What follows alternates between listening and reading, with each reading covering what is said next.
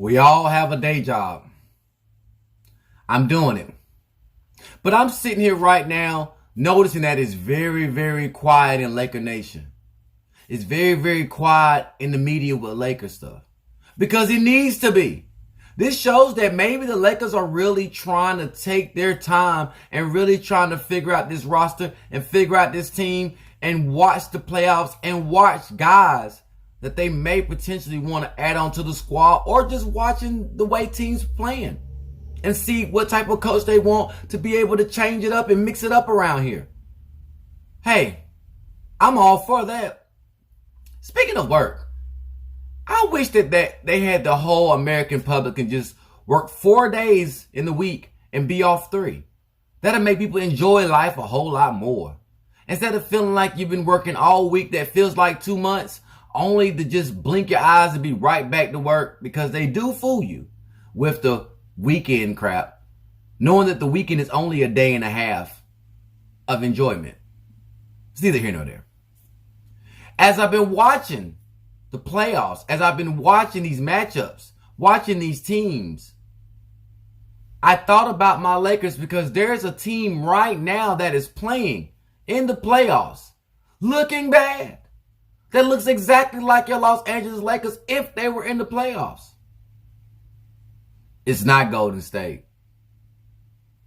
It's not Chicago. Let's talk about it. Sheesh.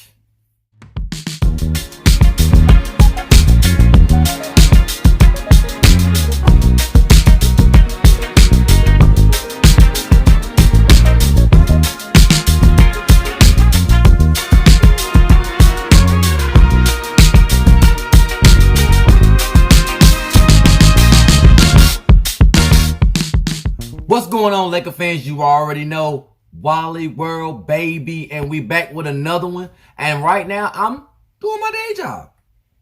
I want to talk Laker ball. I want to talk. It's been very, very quiet.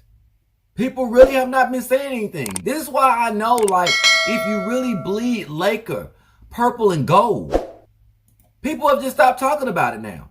We're out the playoffs. We're out. It's over with. There's nothing else to talk about. You must not understand the importance of your team. Trust me, there's always something to talk about. That's how important we are. Even though the playoffs is going on right now, it just doesn't even feel like the playoffs when the Lakers are not in it. Yeah, Boston's there. But it doesn't feel right when the purple and gold is not moving around into a series.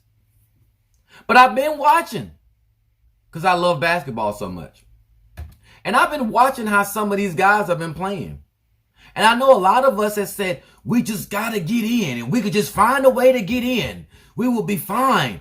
It'd be a fresh start. We'll start over. No.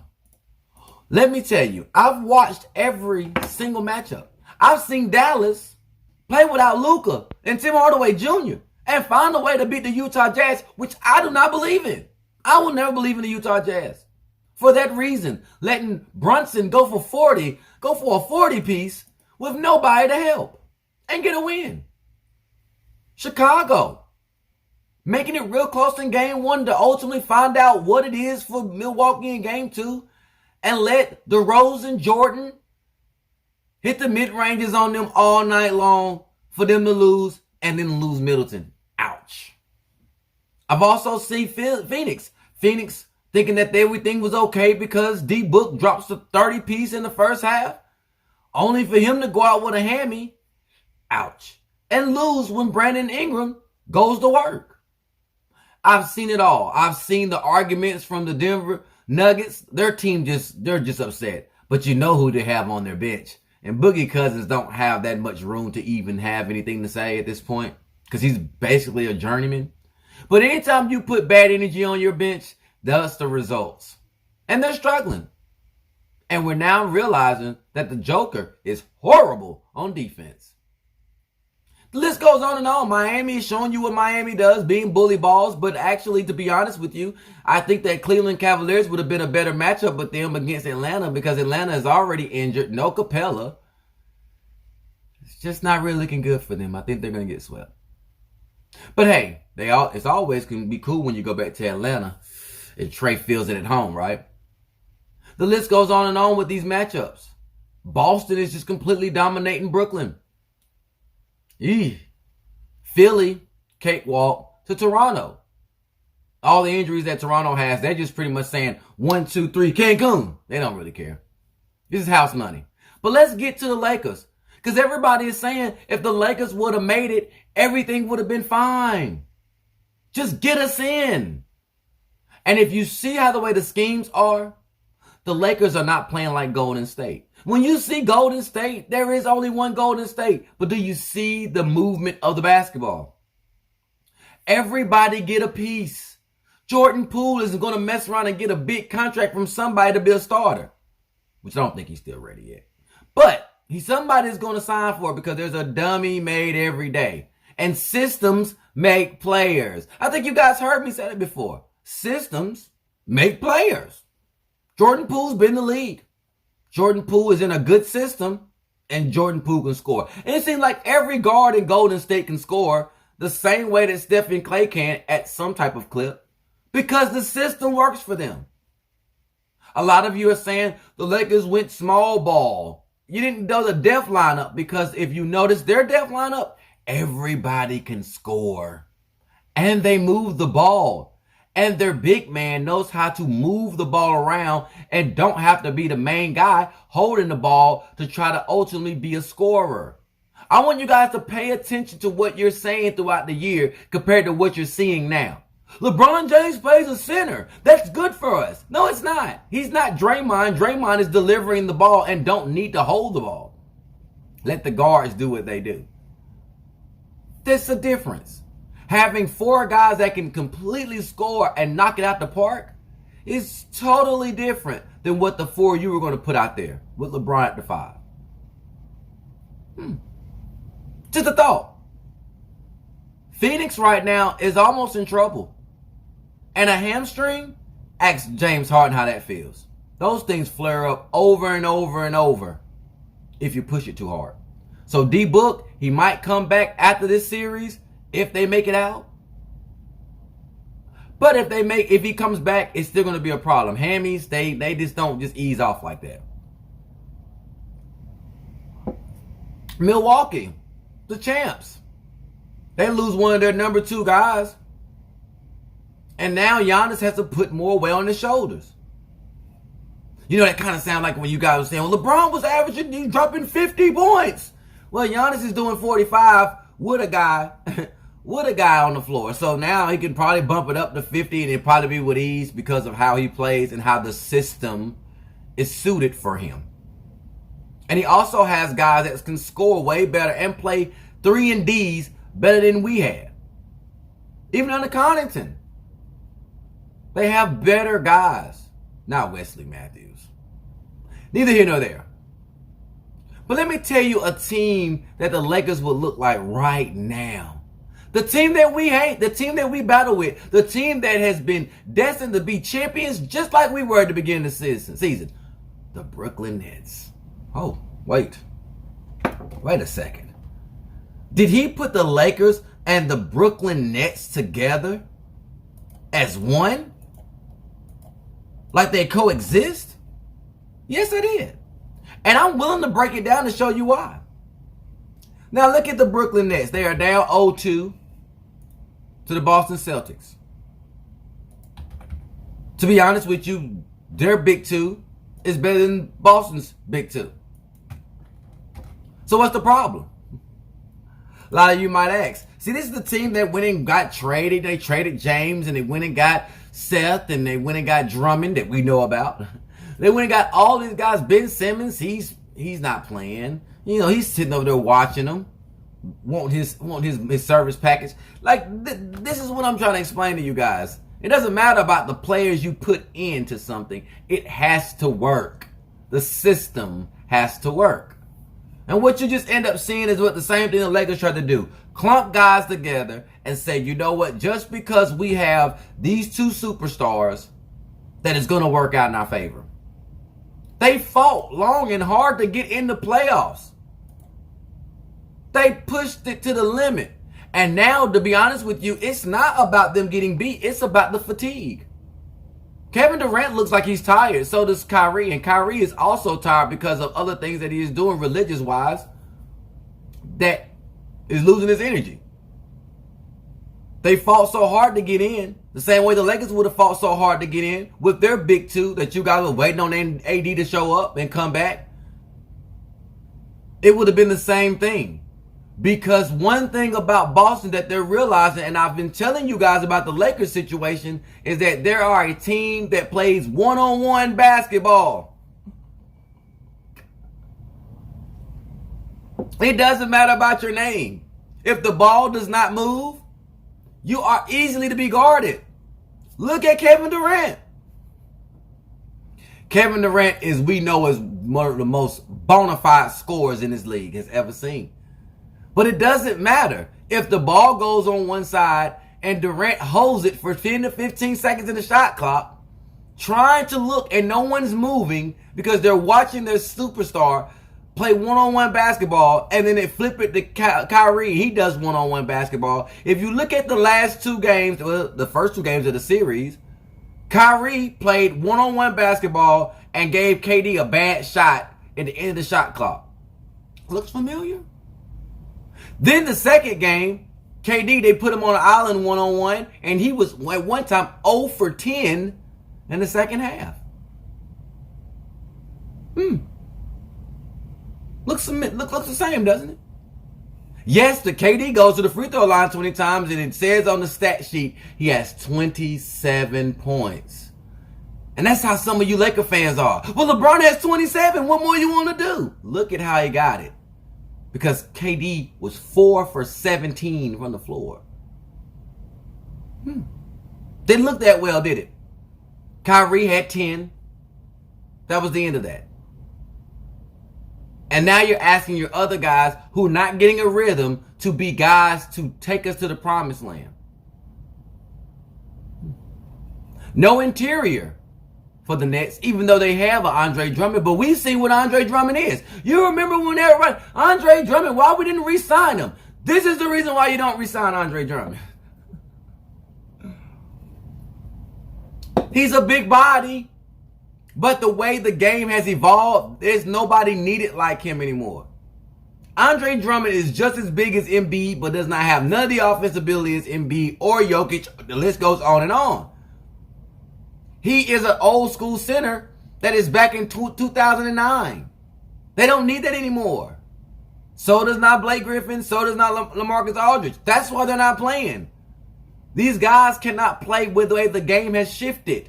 These young guys are moving the ball around, shooting and stretching the floor, and making sure they make the best passes and the better open jump shots. Playing one-on-one basketball, or I call it the YMCA basketball, is not going to cut it. So what I need the Lakers to understand, forget your coach, forget everybody, forget your players. If your two main guys cannot do what other teams are doing, they'll look just like KD and Kyrie right now. One-on-one basketball is prohibited in this league now.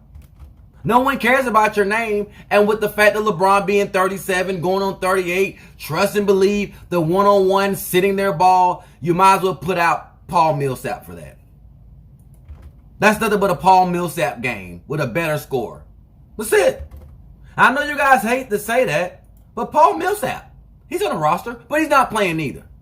Because he just doesn't have the athleticism as LeBron James and the scoring ability, but he plays the same way. One-on-one, ball, back to the basket, holding, waiting, checking, reading. Nobody does that. The ball has to get your hands.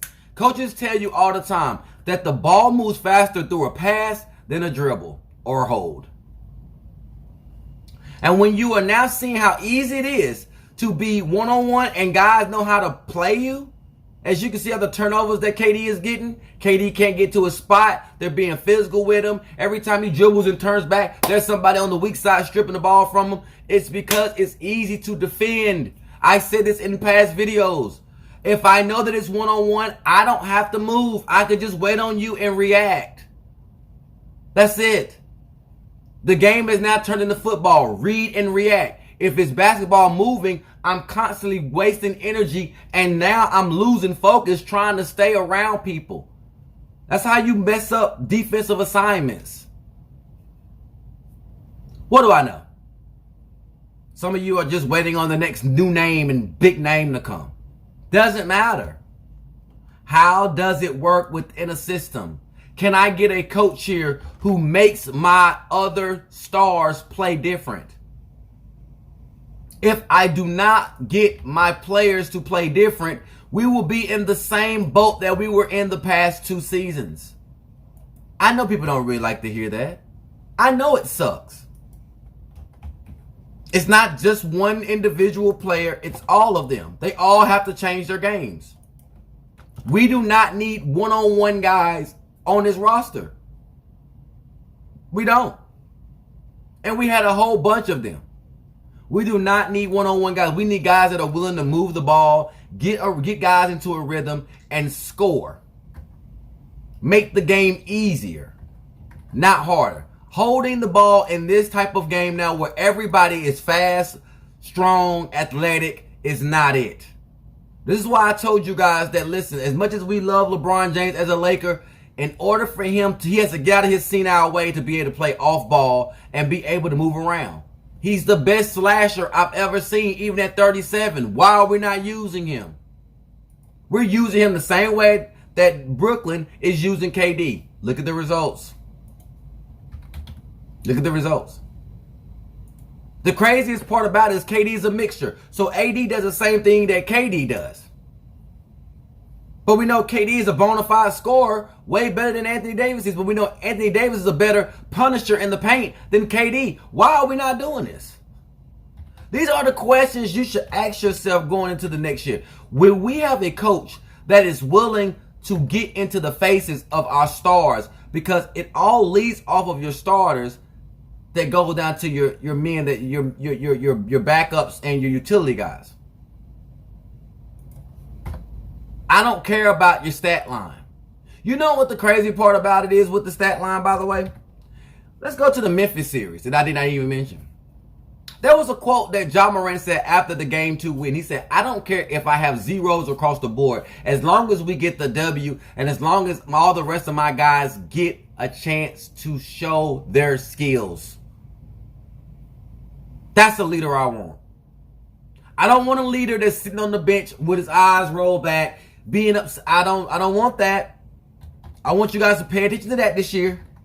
I don't want a guy that, because it's not going well in his favor, he's ready to ship people out. Because that Memphis team without Ja Morant even played just as good. There's a culture, there's an energy that you need. Your stars have to be that, so then the rest of your bench guys can have that same energy. And instead, we got guys that look real good, dress real nice, sitting on the bench, trying to get people out because it doesn't fit them. That is the spoiled way to think. If it is Mark Jackson, that everybody keeps saying, Mark Jackson. I've said this on the past video. Mark Jackson is going to make these guys do different things. You can hear Mark Jackson commentating our games and has completely broke down our team and said how he would even have those guys. He said plenty of times, why do they have LeBron James bringing the ball down and wasting energy? I've said that. Why do they have Russell Westbrook off ball instead of moving him around to be just as much of a slasher as LeBron? I've said that. He is putting him in no man's land by sitting in the corner knowing that he's not going to shoot a three. I've said that. Why is Anthony Davis still shooting fadeaway free throws and fadeaway jump shots and long threes when his numbers show that he should not even be doing that? He should get a rhythm by getting the ball thrown down in the paint for at least the first 4 to 5 touches so he can be able to get a rhythm. I said that. Mark Jackson's going to make them do different things. Now the question is your team, do they have the right mindset? Because when things went bad, they were already ready to jump ship. The Lakers in the playoffs would look like the Brooklyn Nets. Look at the roster. Look at it. No one wants to play defense. Everybody's getting cooked, and your stars are looking at the refs. It should look very familiar. Don't look at the black and white. Close your eyes and see purple and gold. And if you notice, that all those stars on both teams are older in their careers. The game has changed. James Harden has seen it as well. The game has changed. You cannot be senile. These young guys are moving the ball. We don't even know half the guys' names and they're scoring. Look at Memphis. Look at Denver. Golden State is the only one that's smart enough to bring the old with the new and bring the new in to be able to show their talent. Kuminga and Poole and everybody else. And they still got guys that they haven't even played. Wiseman and all those guys. They still got guys on the bench. Moody and everybody. They have plenty of weapons. But we are so hell-bent on our stars so bad that we say, if Anthony Davis, we're just making more excuses for ourselves. If Anthony Davis was here, we would be good. If LeBron would have played some more games, why? Then the other guys should be able to carry. Because when Steph goes out with injuries, Clay goes out with injuries, Draymond's been out with injuries, and look at Golden State. Booker's been out with injuries, Chris Paul's been out with injuries, look at Phoenix. Ja Morant's been out with injuries, Jaren Jackson's been out with injuries, Brooks has been out with injuries, look at Memphis. What are the excuses that we're making? What excuses are you guys making now? We have to now look at what it really is. Luka, bad shoulder and neck. He's out. Tim Hardaway out. Brunson comes, drops 40 piece. What are we saying? We're making too much excuses for the guys that we consider leaders of this team. Got some work to do. But every time you watch the game, and you watch the first two games of the Brooklyn and Boston series, look at the team, look at their non-movement. Hopefully they will change it up in game 3, but they do not move. It's one-on-one. Kyrie drops 40 the first game, they still lose. They don't do so well, they get beat. And the rest of the guys are just hoping, just wishing that they can get some type of rhythm going on. But the only time they get that is when they're trying to bail out their 2 stars. Ironic, don't you think? But on that note, LaLa Laker out. Let me know what you think. Hit the comments. Let me know something. Share this content. Let somebody know where you can get real Laker talk from. Let me know what you think. Do you think it's more on the coaches changing the culture or your players currently changing the culture? You let me know. I have no dog in the fight. I'm just a true Laker fan working a day job on the East Coast. And you already know, give me my theme music.